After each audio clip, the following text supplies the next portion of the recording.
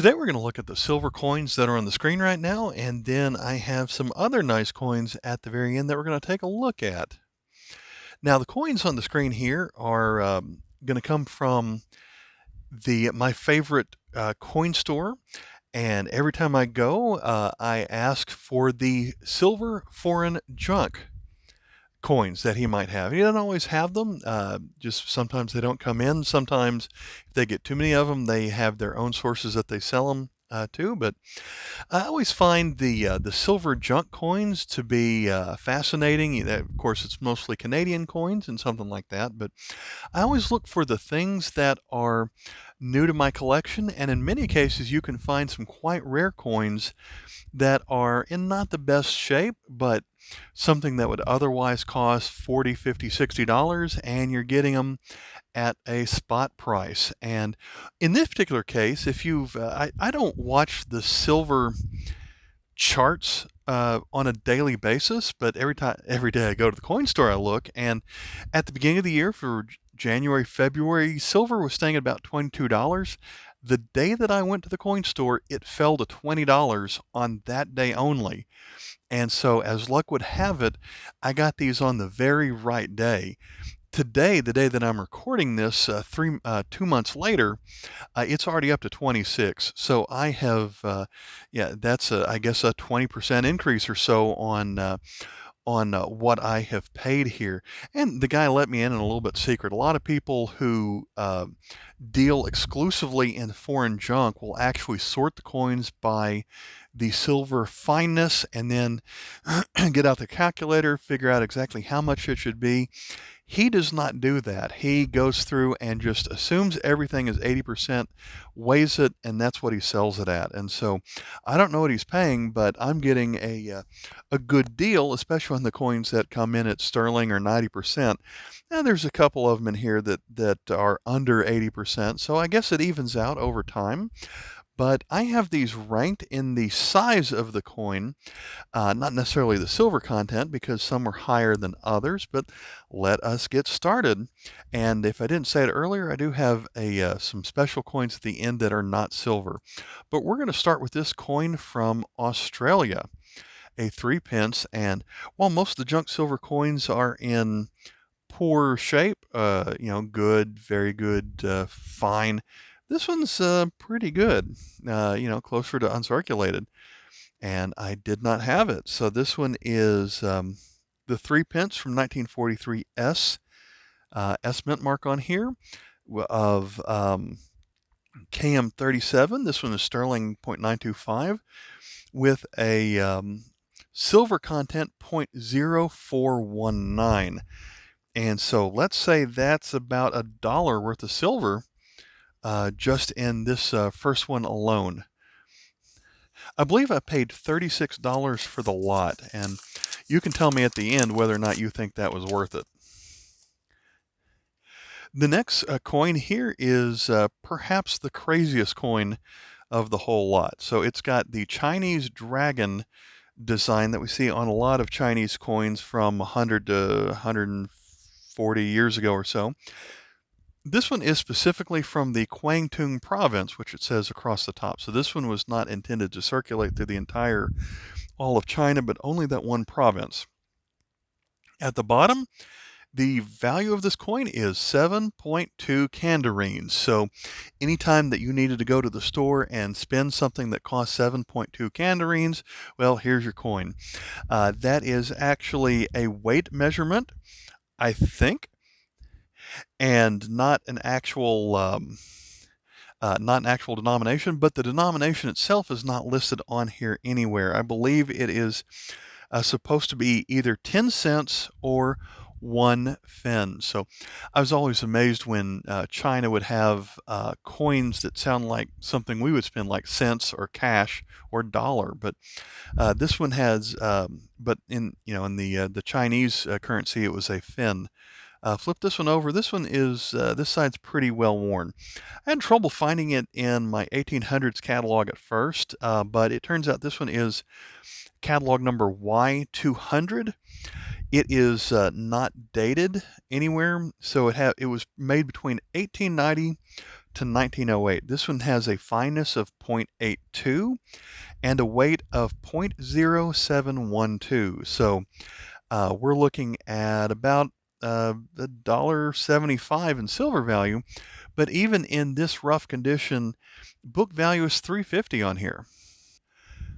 For some coins, I think I am a broken record. On Panamanian coins, I often say that they were made the same shape and size as the United States coin, and that includes the silver weight.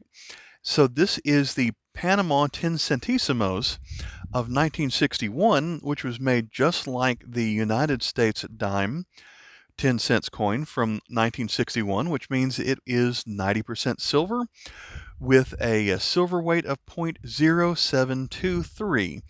This coin was also only made for 1 year because this was in the early 60s. They had a lower relief version of the coin. So an older version of this coin is probably going to have details that stand up even taller. And then on the back of the Panamanian coin, here is where it lists the 0.900 fineness and the weight in grams on this side. So in silver value, this one's all going to be another, let's say another $1.75, a smidgen more than the last one. If I was silver stacking and the only thing I cared about was the silver content, I would say that I got ripped off on this one. That is not the case at all. I like this coin. I'm glad that I got it, even though it is definitely well worn. This is Helvetia, is Swiss, and from 1850. Might be the oldest coin in the video. However, the silver content in this is pretty low. This coin is what you would call billion. This is not really a term that is used much anymore. It's where there was silver added to the coin, but it was a low amount of silver, and I don't think they even would keep records on how much silver was in here, but there's really no melt value to that, although there is a little bit of silver in it. This side is obviously well worn. You can't even see the denomination of it, but I measured it so that I could be sure that it was the 10 Rapin coin. It's from 1850, has a BB mint mark on here somewhere. And so I'm going to say 0 for the silver value, but book value, even in this good condition, of $3. Here is an early coin from the German Empire. This is a 1 mark coin from 1874. Has an A mint mark on the other side. Here's an eagle design that we're used to seeing a lot, so it has the A on here twice. And the A mint mark, I believe, is Berlin. This one is KM7. This is 90% silver, so it has a silver weight of 0.1606, which is, in my quick math, that is $4. And it has a book value of $4.75. So, yeah, obviously dinged up in places, but hey, I'll take it. If you're the American that likes type coins like the 2 cent or the 3 cent or the 20 cent coin, maybe you'd care for this one. This is from Newfoundland before it was part of Canada, but it was still ruled by the British, and in particular Queen Victoria is seen here. So this is a 20 cents coin. Again, it is well worn. At least you can see the 20 on here with the date of 1899. There are some variations of this coin based on there's the large 99, the small 99, and then the one that's called the hook 99, where the actual end, the tip of the bottom of the 9 here comes out very wide, like the 9 was wearing bell bottoms or something. But this is KM number 4. This is the large 99, the most common variation. And so this one is sterling 0.925 silver, has a silver weight of 0.1401. So we're going to say $3.50 on the silver value and a book value of $5 even in good condition, because the catalog that I have even lists out Canadian, or in this case Newfoundland coins, even in the ones in good condition. I will note that unlike British coins, they kept the young portrait of Queen Victoria when by now British had switched to the what you would call the old portrait of Queen Victoria. This coin is certainly damaged, but not all that rare either. But at one point, this was probably jewelry or a necklace of some kind. There was a hole drilled at the very top, and then after that, the hole was filled in. Wouldn't know if it's silver or not, but because it was jewelry and loose, and it's got scratches all over the top. So this has no numismatic value over the silver content. But the coin here is going to be from the Austro-Hungarian Empire with I think I forget the name of the monarch here, but it says Frank right here. Turn this one over. The denomination is a 1 florin, written right there. Coin is from 1890, and Austria had lots of coins over the years. So this is KM 2222, and has a 90% silver. And if it was whole, then the silver content would be 0.3571. And so that's going to be about $8 to $9 of silver on this coin. Well, of my larger coins, I would have preferred that they be over 80% silver. This one comes out at 72%, or 0.720 on this Mexican coin. This one has a lot of green corrosion on it, so again, it's not going to have any numismatic value to it, but I just like this coin for paying almost the spot price for it.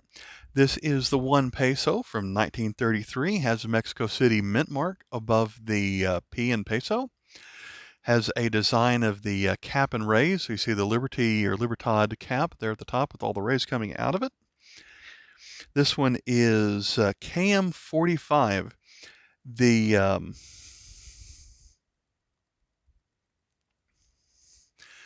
the weight on this one comes out to 16 2/3 grams. So kind of an unusual measurement here, but the silver weight of this one in ounces, which is the way I think, is 0.3856. And quick math on that one's going to get us close to $10, a little less than that. Well, if this one didn't have a hole in it, this one would certainly be a lot more than what I paid for it. This coin is quite a large coin. It's about the size of a British crown or a United States dollar coin, featuring Ludwig II, King of Bavaria, which they spell out as Bayern on here.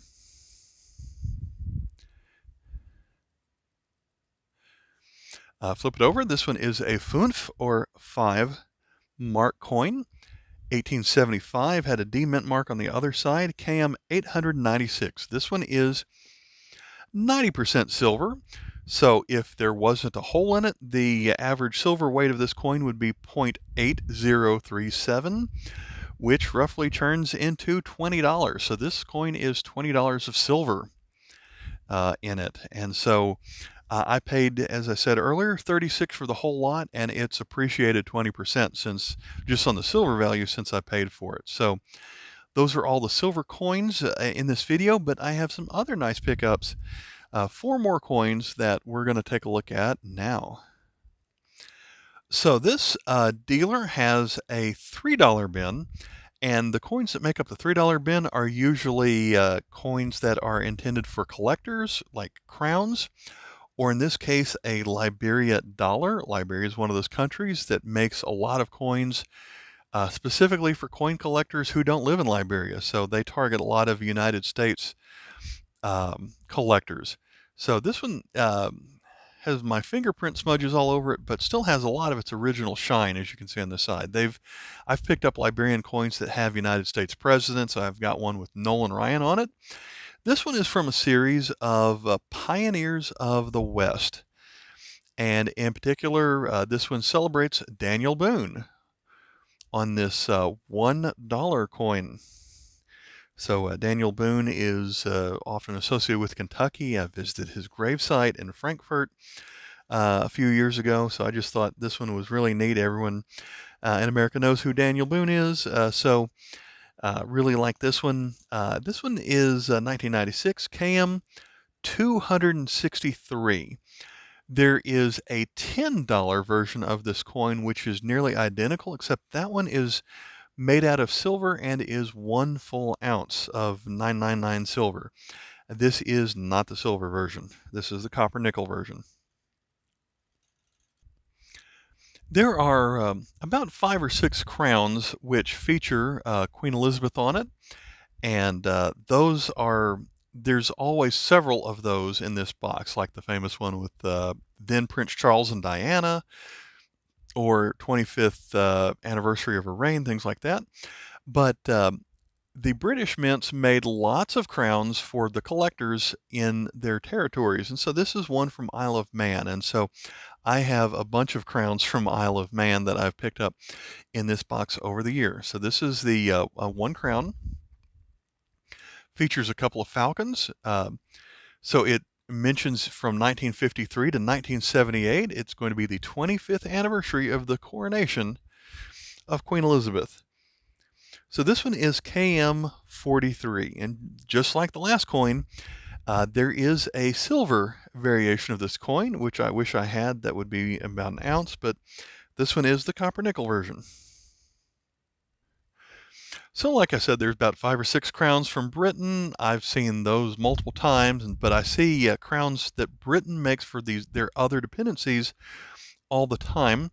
And I couldn't figure out which country this crown was from. It does have a date of 53 through 93, so we're looking at the 40th anniversary of the reign of Queen Elizabeth. This one has the words, "Faith and truth I will bear unto you." We've got her crown in the middle with, I guess, a bunch of horns coming out of it. I wonder if that's 40 horns on here. Probably so, representing 40 years.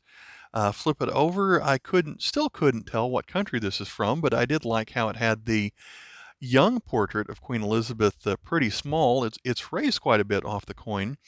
And then I think that's 8 horseback. Maybe that's when she was riding horseback, but around the edge we have Elizabeth II, De Gratia Regina, all the Latin words that we're used to seeing. And then I see that it says 5 pounds at the very bottom. And so this is not a crown from another country. This is a British 5-pound coin. I didn't realize that they made 5-pound coins. And this one is probably not meant to have been circulated, but I could walk into a British bank and get $5 or 5 pounds of exchange for this. So this was really nice to pick up, especially when I paid $3 for this coin when it has just a foreign exchange value of $6, but a catalog value more than that. So my book value on this coin says that this is worth $14. Now, this one has lost a lot of its shine. I don't know if that is, I wouldn't clean it, but it's definitely not without luster, so I'm sure no one's going to pay $14 for it, but just that side looks prettier.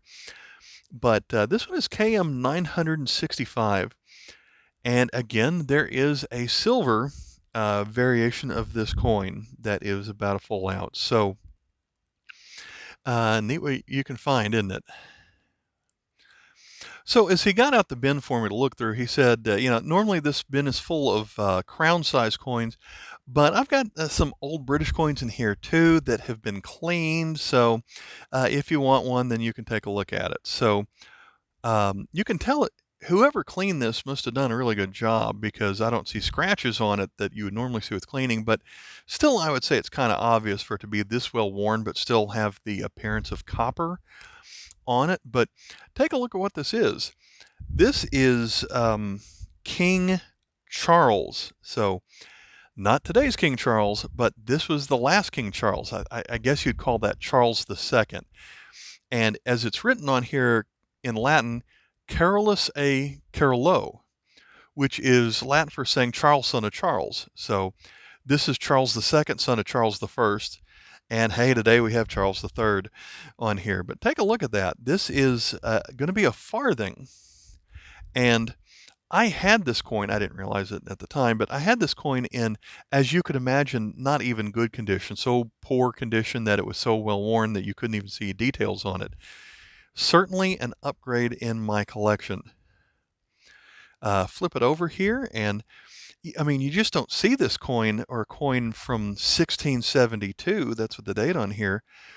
You just don't see a coin this old where you can see any of the details on it. And so I am very happy to pay $3 for this coin. And so at this time, if you're familiar with the British coins of the early to mid 1900s, then you probably recognize the seated lady holding the shield at her side with the words Britannia written around it. So this is KM